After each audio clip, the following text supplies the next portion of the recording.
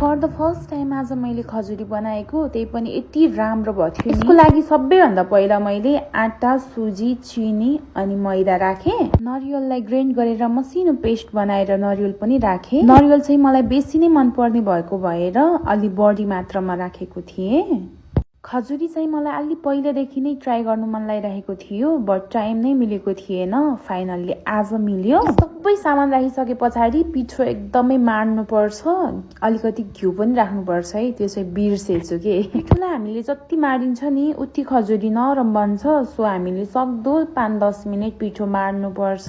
त्यस पछाडि हामीले थोरै दुध राख्दै पिठो मोल्दै जाने। खजुरी बनाउनको लागि पिठो साह्रो पनि बनाउनु हुँदैन अनि गिलो पनि बनाउनु हुँदैन है साथीहरू। गिलो भयो भने खजुरी चाहिँ त्यति क्रन्ची बन्दैन के। सो हामीले गिलो चाहिँ बनाउनु हुँदैन। अनि 2-3 घण्टा रेस्ट गर्नको लागि छोडिदिने। एक्लै यसो उसो गर्दा गर्दै म थाकिसकेको थिएँ साथीहरू। अनि यतिकैमा ठ्याक्कै आइपुग्नु भएको के। मलाई चाहिँ ढुङ्गा खोज्दा देउटै भेटे जस्तो भएको थियो। अनि 2 जना मिलेर हामी चाहिँ खजुरी बनाउनतिर लाग्यौं। खजुरी यस्तो राम्रो अनि मिठो बनेको थियो नि, त्यो देख्दा चाहिँ मेरो थकानै हराउँदै गएको थियो के साथीहरू। हिटमा हामीले बिस्तारै चलाउँदै खजुरी पकाउनु पर्छ अनि मात्र भित्रसम्म पाक्छ।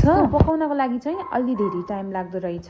त्यो हिटमा हामीले बिस्तारै यतिको कलर नआइन्जेलसम्म पकाउनु पर्छ। खजुरी पकाउँदै हाम्रो त आधी रातै गइसकेको थियो कि, देख्न सक्नुहुन्छ 10 बजिसकेको थियो रातिको। यता फेरि खजुरी बनाउँदै आत्तिसकेर यस्तो जुक्ति लाउनु भएको थियो। के भए पनि मिलेर काम गर्दाखेरि एकदमै रमाइलो भएको थियो के। बजारमा पाउने बिस्कुटको सेपलाई उहाँले फेरि फ्लपै खुवाउनु भएको छ के। देख्न सक्नुहुन्छ कति राम्रो गराउनु भएको छ के। खजुरी चाहिँ एकदमै राम्रो बनेको थियो के, एकदमै मिठो अनि राम्रो बनेको थियो। डिटेलमै यसको रेसिपी राखिदिएको छु। सो यो रेसिपी हेरेर भए पनि एकचोटि हजुरहरूले घरमै ट्राई गर्नु होला है त। अनि आफ्नो फ्यामिलीसँग इन्जोय गर्नु होला।